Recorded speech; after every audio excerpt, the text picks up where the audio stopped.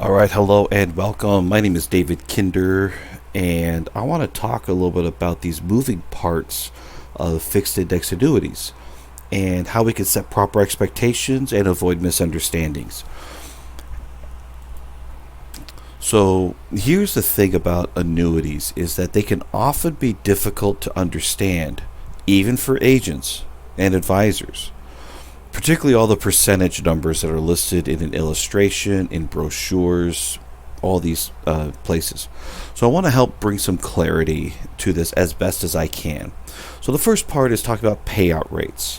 What is a payout rate? This is the percentage out of your income base that will be paid out to you each and every year, especially if we're looking at a lifetime income stream of income. So let's talk about what creates this. First, it's your principal amount, what's going into the particular annuity, and then any bonuses that are credited. There's a number of annuities that offer a bonus, and almost all the time, this is not a bonus that you can just withdraw. It's used to enhance the payout factor. So you can't withdraw in a lump sum, it's used to enhance income. So let's take a $500,000 contract, and that's supposed as a 20% income base bonus. That means it's $600,000 for income purposes. However, if you wanted to surrender the contract, and we're not going to include surrender charges, in fact, we're not even talking about that today. Let's assume they don't exist. If you're able to withdraw your contract, you'd only be able to withdraw the $500,000, not $600,000. That $600,000 is just a step up for income purposes only. It is not actual cash in your contract. Okay? And taking one particular contract, if you're age 75, the income percentage, the distribution or payout rate, was at 5.2% against that income base. And so if we assume 600,000, you're age 75, it would be 5.2% or $31,200 a year for life. Okay? So the payout rate is not a performance increase, it's not interest, it's not a guarantee of growth, it's only a factor for distributing income. So I hope that part is clear. And by the way, that's the primary reason, especially the older we are, the primary reason why we purchase annuities. So we can have a guaranteed lifetime income that we don't have to worry about. Okay, so what's our next one here? The payout rates, again, are not contract performance percentages. Again, the 5.2 example is the amount of lifetime income distributed against the income base, not necessarily earning that much. It's distributing 5.2% in this example, and will continue to do so for life or joint life of the annuitant. The annuitant is you, or joint annuitant, which would be you and your spouse. Again, earnings in fixed index annuities are often subject to index segment performance, subject to moving parts. I just said a mouthful here. Let me slow that down. First of all, you notice I use the term segment, not funds. Using the term funds implies that you're actually invested in the index, which means subject to ups and downs. You're not actually invested in the stock market, so using the term fund is not appropriate. And so the industry uses the word segment. This is an index segment that you can allocate to. But let's talk about the next part, which is what is a moving part? What is it and why are they there? So a moving part are ways to ensure that the company can fulfill its promises in a dynamic economic environment. The economy changes. Well, I keep an eye on certain things, but generally the economy can change. And so there needs to be ways to make sure that the company doesn't promise too much in troubling times, and in good times doesn't promise too little, otherwise they're not going to attract new business. But if the company promises too much, the company can become less solvent and possibly get into fiscal trouble, and we certainly don't want that. We really want to participate in the company's well-being. We want the company to be around so that they'll continue paying out benefits, which is income in this case. So the company has built-in levers to help control what they can and cannot do so they can meet policyholder expectations and remain solvent. But out of all of this, that doesn't mean that misunderstandings don't occur. And that's something that I just recently experienced. I had a great conversation with the lady, and I know that we've got some misunderstandings going on. So I want to help clarify using this video. So the first part of a fixed index annuity that is the most common is what's called a cap rate. Well, what's a cap rate? A cap rate is a hard line percentage that you'll get if the index earns that amount or higher. So for example, let's suppose whatever index you're in, it exceeds the cap. So let's suppose the index does 20%, but your cap is at 5. You're going to get 5. Okay? So that's a hard line amount that you would get depending on the index performance. Let's suppose that the index meets the cap. The index does 5%, you will get 5%. If the index is below the cap, then you'll get that amount. So let's suppose the index did 3%, but the cap is at 5, you'll get 3. If the index does 0 or lower, you stay where you are. You did not earn anything that particular year. And that's the advantage there. With index contracts, 0 is your hero, especially for annuities. 0 is your hero because you did not lose anything. You have nothing else to gain ground. No need to gain ground on something if you didn't lose.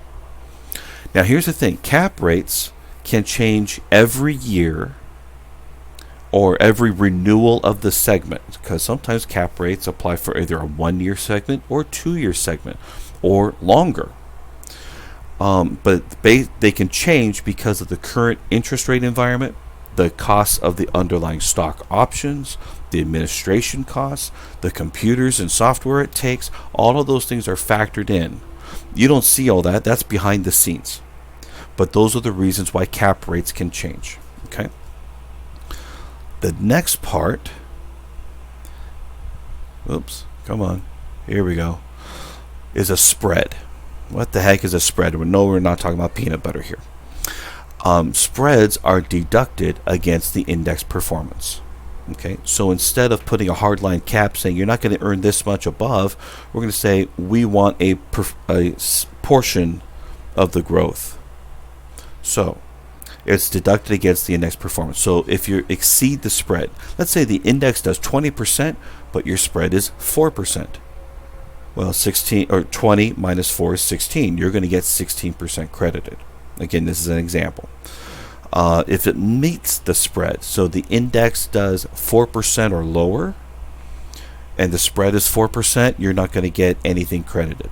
So in a very low interest rate environment or a very low volatility environment for the index, you won't see anything. Again, lower than the spread, the index does lower than 4%, you pretty much stay where you are. If the index does lower than 0, again, you stay where you are. Now, there's a new term for me, and it was called maximum guaranteed annual spread. Well, what does that mean?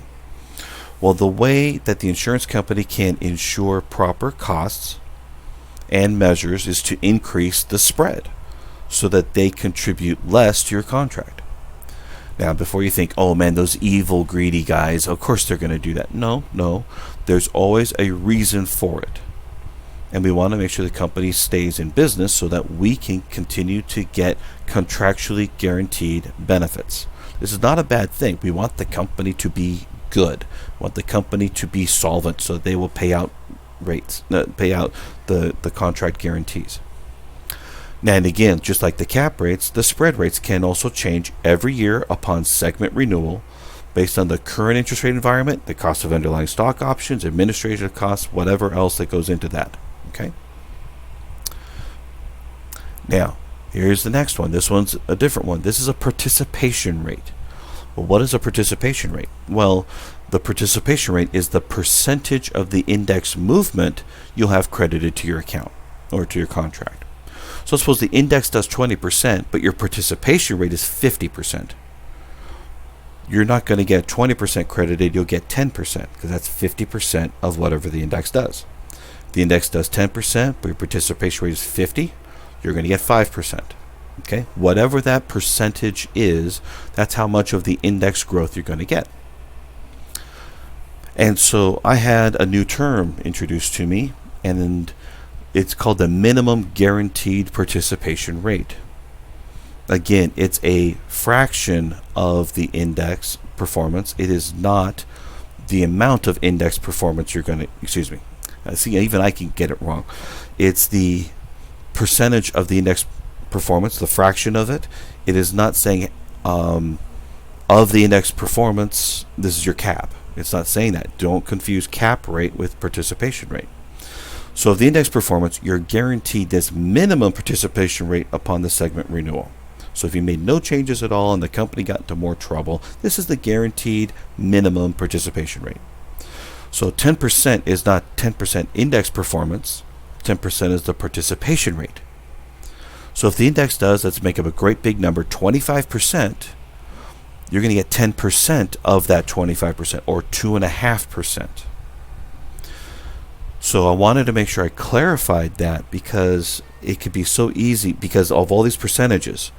How do we get them straight? And so sometimes what we think we're reading is not what we're reading. And it's not on purpose, but it's because we can easily get sidetracked by all these different percentage rates. So let me show you a segment of an illustration. What does this mean when we're looking at it? Oops, go back, here we go. So this is, I've got two strategies here. A 1 year, no cap, so the cap rate does not apply. It's a point-to-point index strategy, and there's one index there and there's another index below that. Now, what's the allocation percentage? Well, based on a certain dollar amount, we put 50% in one and 50% in the other. That's exactly how it sounds. Half in one, half in the other. Okay. Current rate, this is not a fixed interest strategy, so you're not going to earn a current rate. This does not have a minimum guaranteed rate. So let's suppose that the current rate might be 4%. The minimum guaranteed rate might be 2%, as an example. That does not apply in what I had ran here. Skip the next two columns. Let's go to the end there. Current annual spread, 0%, because they're not using a spread in this case. So that deduction part does not apply. Maximum guaranteed annual spread, because the spread does not apply in this segment, we're going to see 0 there. Okay. But now let's go back to those middle columns there. Current participation rate. These two indexes have two different participation rates based on how they work. And so one of them has a 55% participation rate. So let's use easy math. If that index did 10%, you're going to get 5.5. Okay.